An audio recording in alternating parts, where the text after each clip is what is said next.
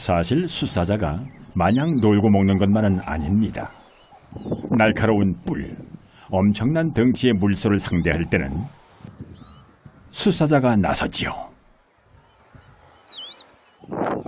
비록 수사자라 해도 힘든 상대입니다.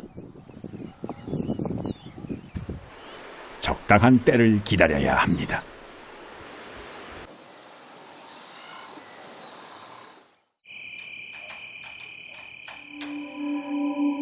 사자 가족이 대규모 야간 사냥에 나섰습니다.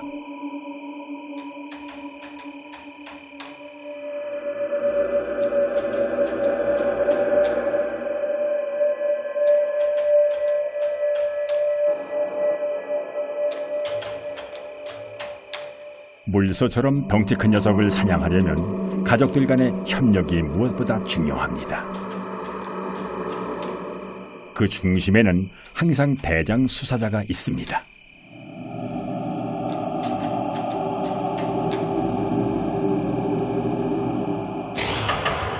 암사자가 목표물을 무리로부터 떼어내고 나면 그때 수사자가 나서죠.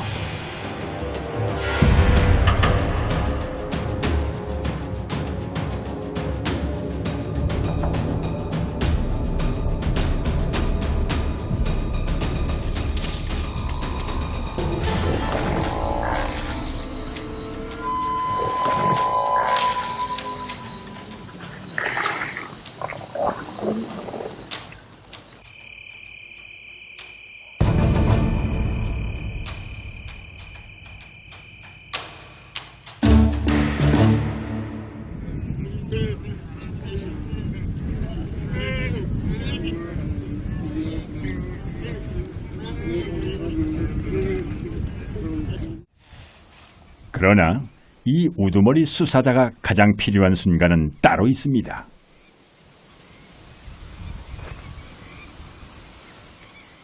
떠돌이 수사자입니다. 원래 있던 무리의 권력 다툼에서 패하고 쫓겨난 수사자들. 이들은 자신의 이세를 낳아줄 암사자를 찾아 헤매고 있습니다.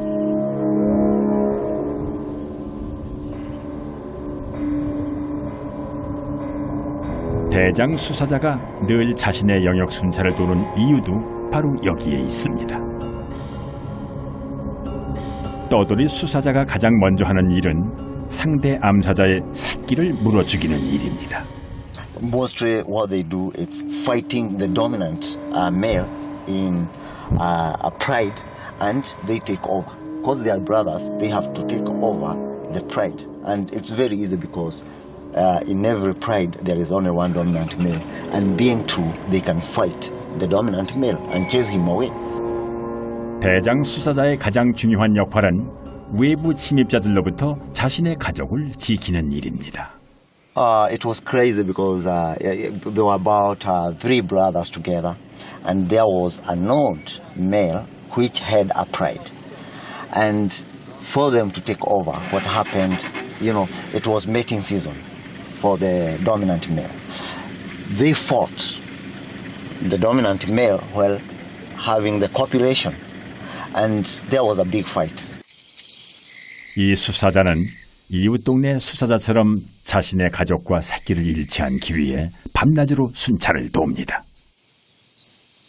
And leaving scent, urinating, scratching, leaving scent, so that when intruders comes and they sniff from the scent, say, oh, this guy is stronger than me, oh, let me go back.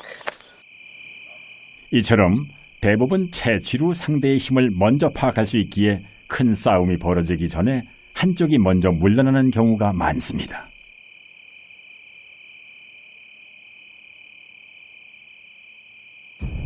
그러나 이 침입자 사자는 물러나지 않고 계속 상대의 영역으로 들어갑니다.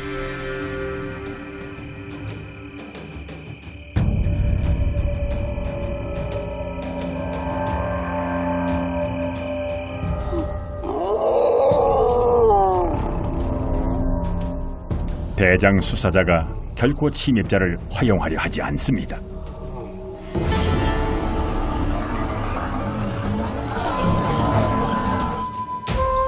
젊은 수사자는 아직 상대가 되질 않는군요. So that's the work of the male, making sure no intruder coming in, meaning that he protects the young ones. Because if the intruder comes in, definitely he's gonna kill the young ones. They can't kill my children. 그렇습니다. 수사자가 우두머리가 되는 순간 그는 또 다른 짐을 짊어지게 됩니다. 가족의 방패로 살아가야 한다는 것이죠.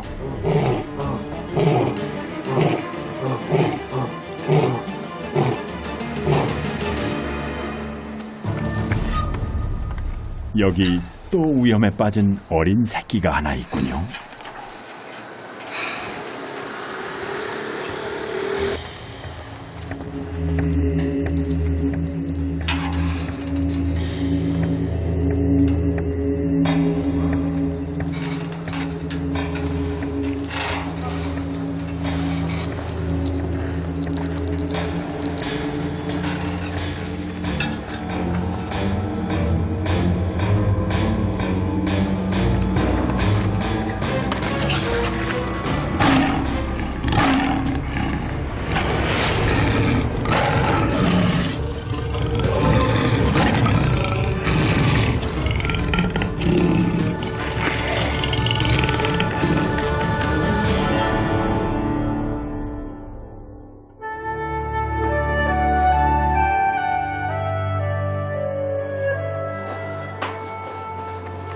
왔어?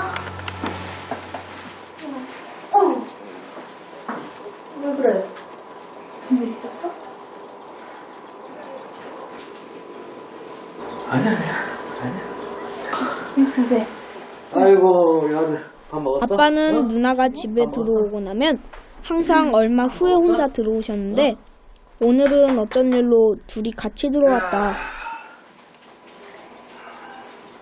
그러나 아빠는 별 말이 없다.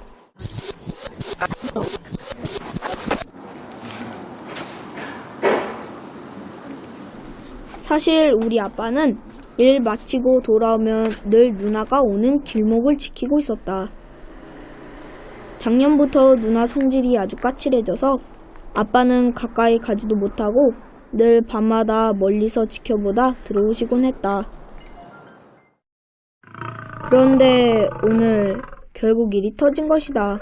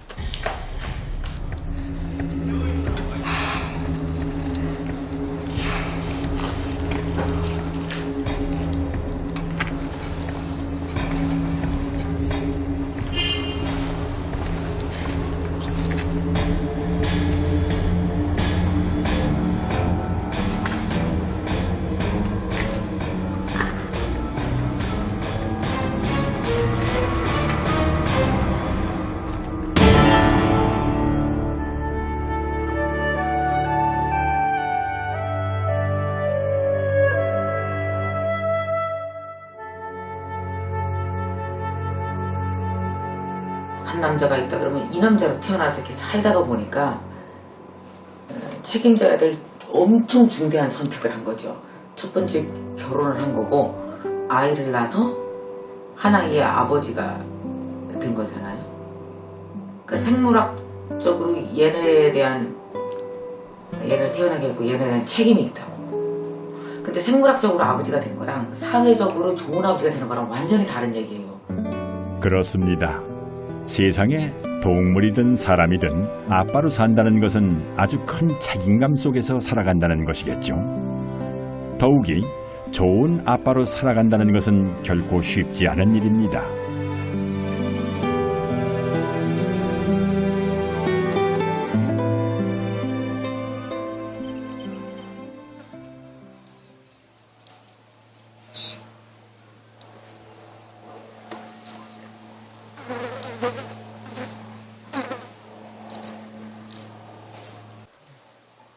밤새 아빠 사자가 무슨 일을 감당해냈는지 알 리 없는 새끼들은 그저 형제들끼리 평화로운 오후를 보내고 있습니다.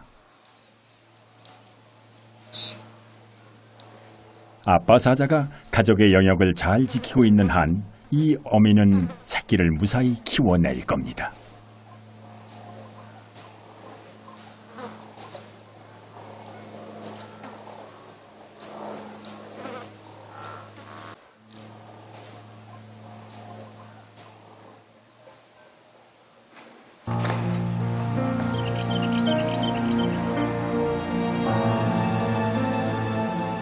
그동안 주로 어미하고만 놀던 새끼들입니다. 무심해 보였던 아빠였기에 새끼들은 좀처럼 근처에 가질 않았는데요. 아빠는 그런 새끼들을 이번엔 따뜻이 품어줍니다.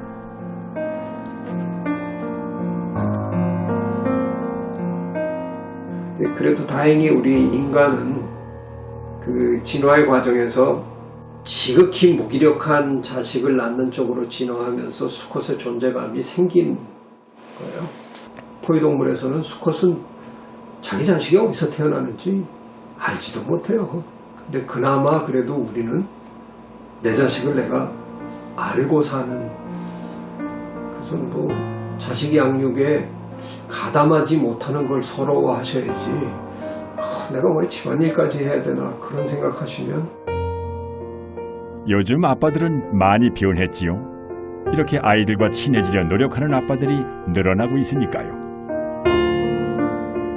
네 생명을 세상에 태어나게 한 원인 제공자이며, 그리고 아기 때부터 너 그런 걸 다 보면서 너의 행동을 내가 알고 있으며, 네가 나중에 세상에서 정말 독립할 수 있도록 내가 너를 도와줘야 되는, 가장 이유 없이 도와야 되는 유일무이한 정말 내가 이런 사람이다라고 아버지가 생각을 하면, 아버지는 얘를 위해서 정말 다른 사람이 내리지 않은 어떤 결정도 한번 내려줄 수 있는 존재이고, 한 생명의 아빠로 산다는 것은 그 이전의 삶과 전혀 다른 세상에서 사는 것이기도 합니다.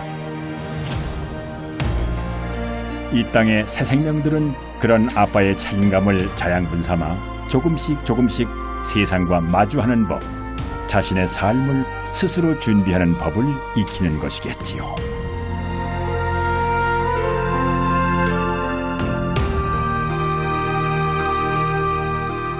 그렇기에 아버지는 세상에서 가장 무거운 짐을 짊어지고 살아가는 존재이기도 합니다.